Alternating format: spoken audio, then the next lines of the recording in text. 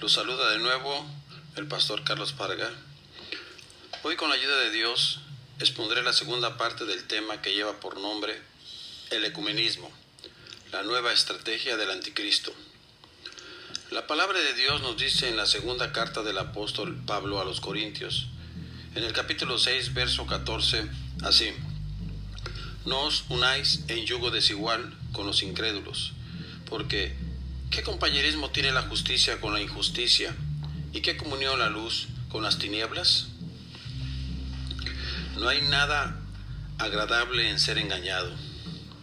Quizás más de una vez hemos sido víctimas de algún vendedor inescrupuloso quien nos aseguró que el producto que nos ofrecía se encontraba en óptimas condiciones, solo para descubrir que no fue así.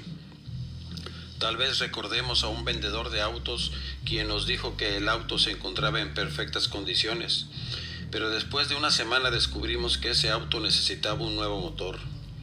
El engaño que te roba tu dinero causa pérdida y es lamentable, pero el engaño espiritual que condena tu alma es fatal y causa daños eternos e irreparables.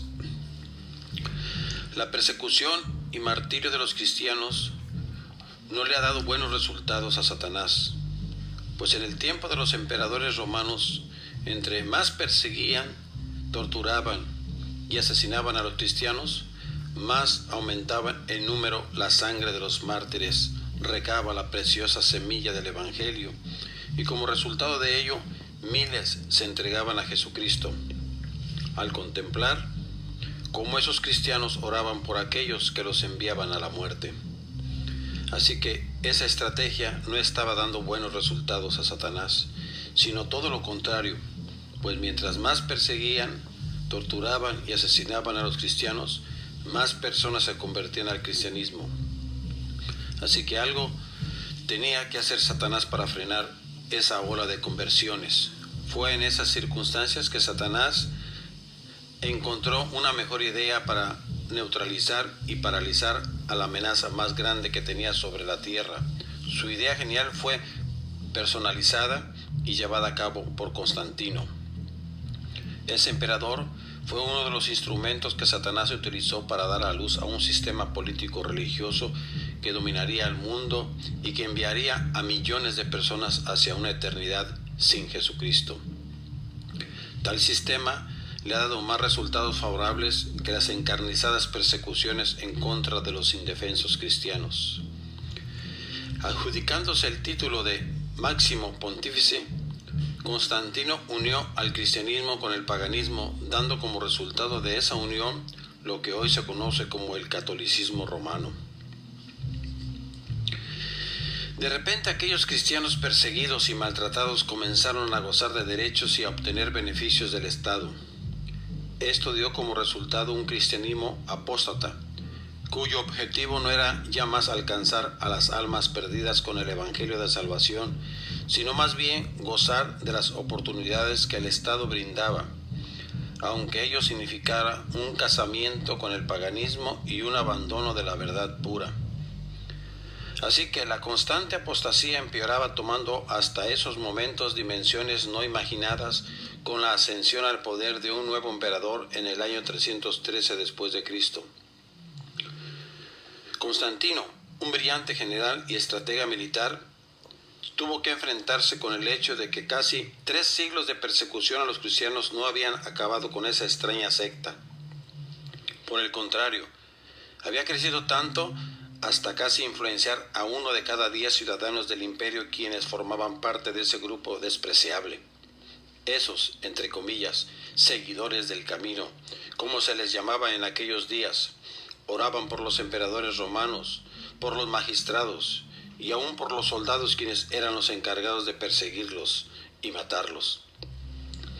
Los cristianos eran buenos trabajadores, no se emborrachaban ni se rebelaban en contra del gobierno. Entonces, ¿por qué no darles los derechos que los demás ciudadanos tenían?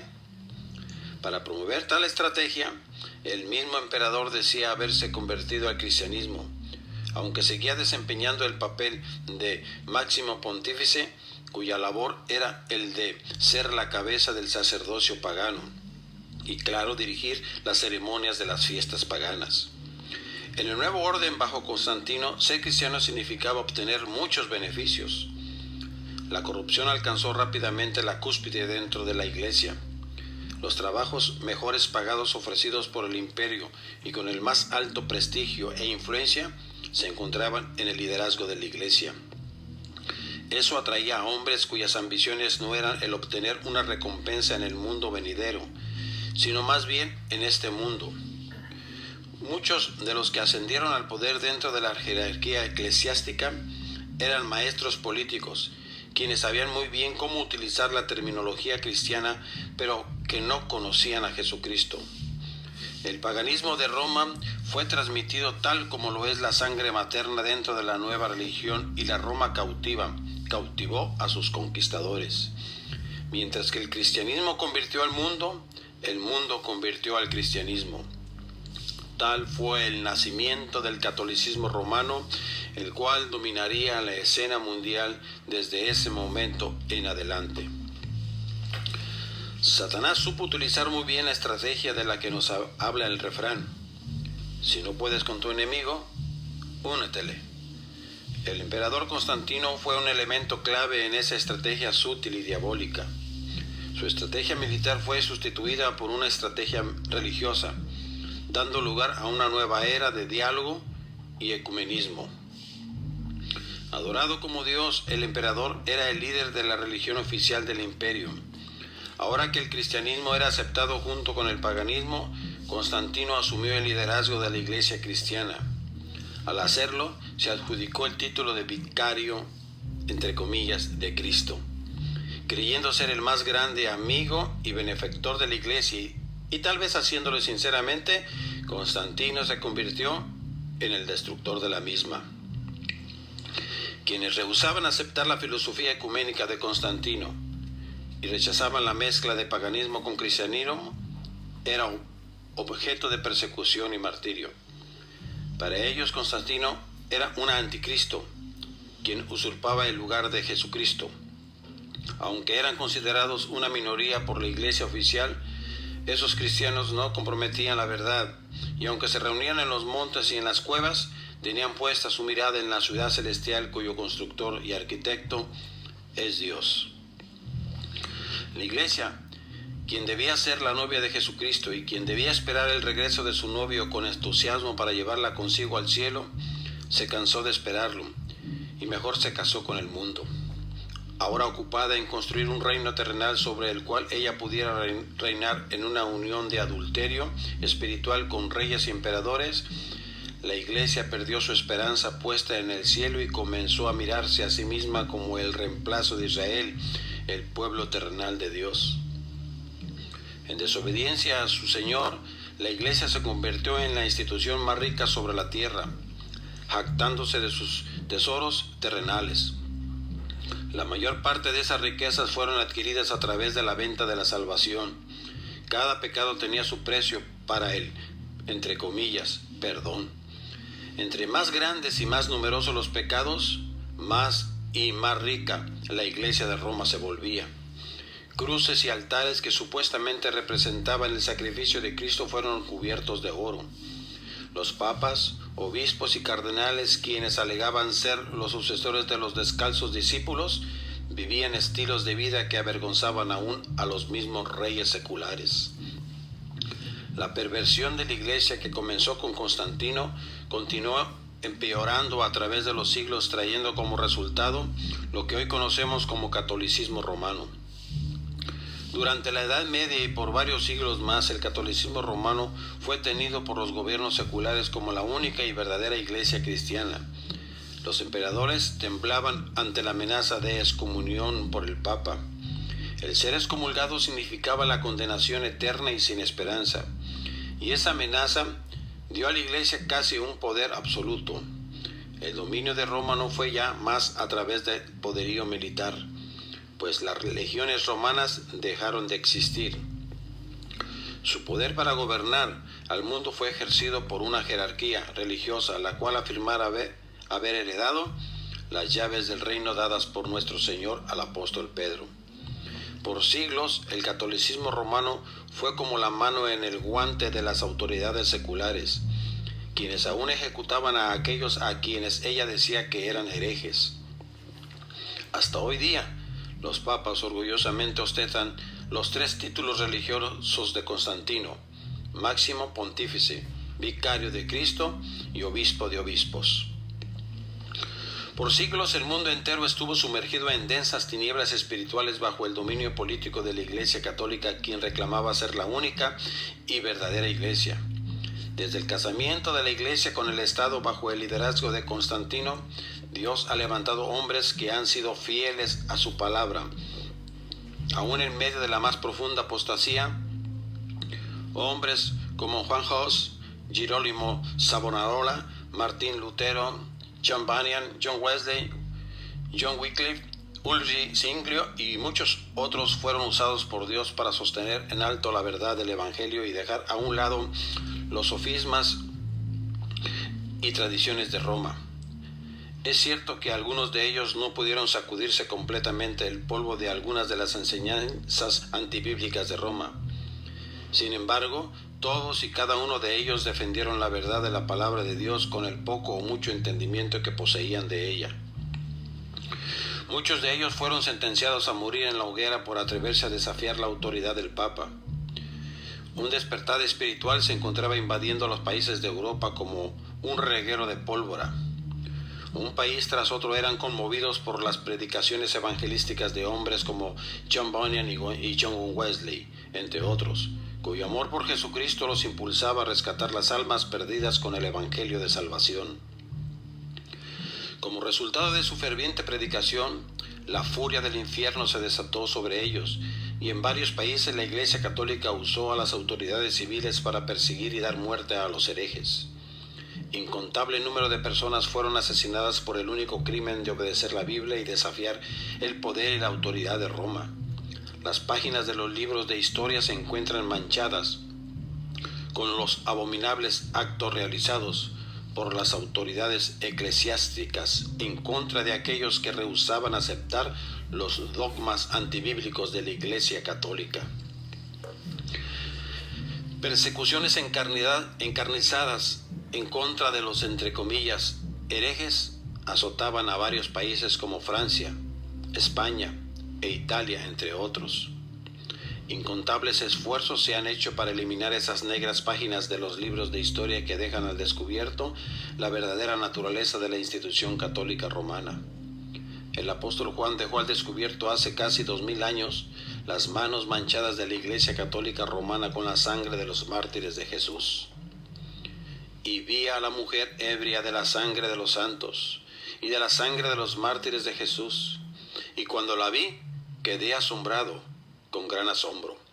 Apocalipsis 17:6. ¿Cuál fue el motivo del gran asombro del apóstol Juan? Juan se da cuenta que la mujer está ebria, y no es por una bebida alcohólica. Ella se encuentra ebria, entre comillas dice, con la sangre de los santos y de la sangre de los mártires de Jesús. Tal cuadro es horrible.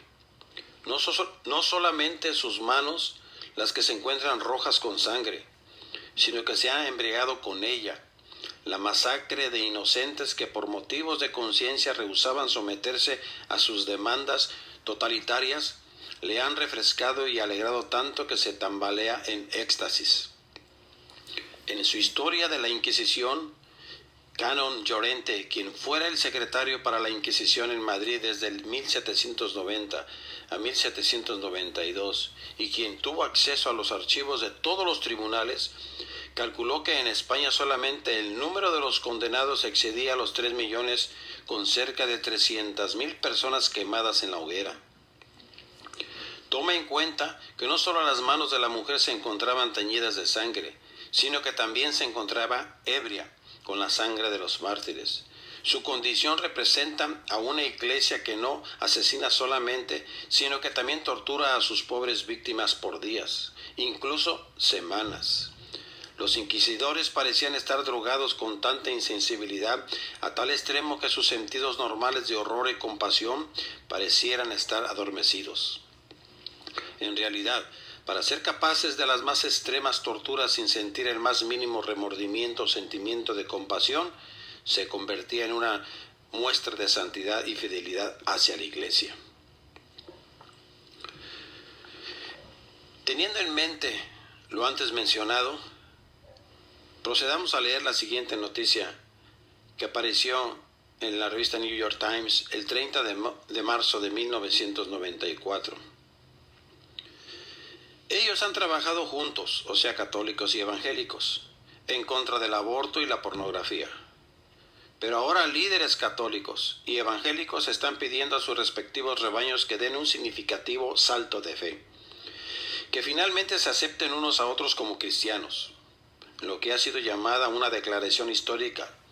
Líderes evangélicos, incluyendo a Pat Robertson y a Charles Colson, se reunieron con líderes católicos romanos conservadores para sostener y levantar los vínculos de fe que unen a los dos grupos religiosos más grandes y más políticamente activos del país. Ellos urgieron a católicos y evangélicos para que pongan un alto a la obra proselitista de sus respectivos rebaños. John White, presidente del Colegio en Génova y expresidente de la Asociación Nacional de Evangélicos, dijo que lo establecido por los líderes de ambos grupos representa un momento, entre comillas, de triunfo en la vida de una América religiosa, después de varios siglos de desconfianza. El documento firmado lleva por título Católicos y Evangélicos Unidos, la misión cristiana en el tercer milenio. En su boletín informativo del mes de marzo de 1994, David Hand describió lo siguiente respecto a la firma de dicho documento. No impugno los motivos ni tampoco cuestiono la salvación de los evangélicos que firmaron. Sin embargo, creo que el documento representa el golpe más devastador en contra del evangelio en por lo menos 1000 años. Sorprendentemente, el documento afirma que todos los católicos son cristianos, que sostienen la misma fe que los evangélicos y que son nuestros, entre comillas, hermanos y hermanas en Cristo. Si eso es así, entonces la Reforma Protestante fue un trágico error que todos deberíamos de denunciar. Por 1000 años antes de la Reforma siempre hubo un grupo de cristianos evangélicos fuera de la Iglesia Católica, millones de los cuales fueron asesinados por obedecer las Escrituras en lugar de obedecer a Roma. El Papa Pío III asesinó a 60.000 en un solo día cuando sus ejércitos barrieron la ciudad de Béziers, Francia, un acto que fue considerado por él mismo como, entre comillas, la hazaña que coronó su papado. Como podemos ver, una vez más se cumple el refrán que dice: si no puedes con tu enemigo, únetele. Los verdaderos cristianos nunca han gozado de la popularidad del mundo. El apóstol Pablo le escribió a Timoteo lo siguiente: y también todos los que quieren vivir piadosamente en Cristo Jesús padecerán persecución. Segunda de Timoteo 3:12. La historia habla elocuentemente de las encarnizadas persecuciones que experimentaron los cristianos bajo el papado. Millones fueron asesinados debido a su fe en Jesucristo. Pero esa táctica tampoco estaba dando los resultados deseados. Entre más perseguían y asesinaban a los creyentes, más se encendía el celo y la pasión por Jesucristo y por su palabra. Claramente el enemigo se encontraba peleando con las armas equivocadas. Aún antes de la Reforma Protestante, hombres como John Wycliffe y Juan Hus creían en el Evangelio bíblico y lo predicaban a la gente. Esperaban que su iglesia pudiera ser reformada, pero en respuesta a sus predicaciones, Roma sentenció a muchos de ellos a la hoguera. Millones de personas fueron condenadas a la muerte a través de la máquina mortal conocida como la Santa Inquisición. Imagínate, siendo arrestado repentinamente en medio de la oscuridad de la noche y llevado a un lugar desconocido, totalmente secreto y lejos de familiares y amigos.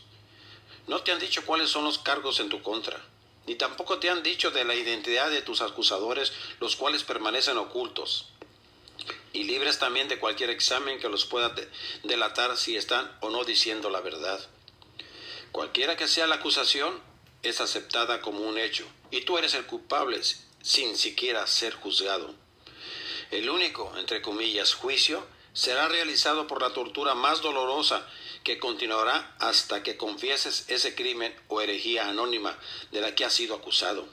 Imagínate el tormento producido por las coyunturas dislocadas, la carne desgarrada, por los daños internos, los huesos quebrados sobre la rueda de tormento y otros instrumentos de tortura. Eventualmente confesarías cualquier cosa a fin de ponerle fin al tormento, pero sin importar lo que confesaras, tal información nunca concordaría con la acusación secreta, así que el tormento continuaría hasta que por fin murieras víctima del trauma insoportable. Tal fue el destino de millones. Ellos eran personas como cualquiera de nosotros, padres, madres, hermanos, hermanas, hijos e hijas. Todos ellos son con sueños y esperanzas, con pasiones y sentimientos, y muchos de ellos con una fe que no podía ser destrozada por el fuego de la tortura. Ten presente que tales horrores, esa maldad de tales proporciones, la cual es inimaginable en la actualidad, fue realizada por siglos en el nombre de Cristo, bajo la orden de aquellos que reclamaban ser los vicarios de Jesucristo. Ellos todavía son honrados con tal título por su iglesia, la cual nunca ha aceptado que las inquisiciones fueron un grave error. A pesar de tales hechos históricos, parece increíble que famosos líderes evangélicos se encuentren aceptando el falso evangelio de Roma, pues ellos más que nadie deberían saberlo mejor. Personalmente creo que tal ceguera espiritual se debe en parte a que varios apologistas evangélicos no solo han denunciado el falso evangelio de Roma, sino que se dan la impresión de que ella es una iglesia cristiana ortodoxa. La Iglesia Católica es una piedra con diferentes facetas. Ella es una máquina política corrupta y extremadamente peligrosa, y es también un cuerpo religioso lleno de errores doctrinales y supersticiones. Pero es una iglesia que está fundada sobre el sólido fundamento del credo apostólico. Se aferra y defiende las doctrinas cardinales tales como la resurrección de Jesucristo y la expiación hecha por su sangre substitucionaria. No es necesario poseer un doctorado en teología para darnos cuenta que esas afirmaciones llevan toda la intención de engañar a los incautos a través de la mezcla de ciertas verdades con errores fatales. Como resultado de semejante conclusión, se crea en la mente del lector una simpatía hacia la Iglesia Católica y se le ve como una defensora de las verdades doctrinales de la fe cristiana. Nada es más lejos de la verdad.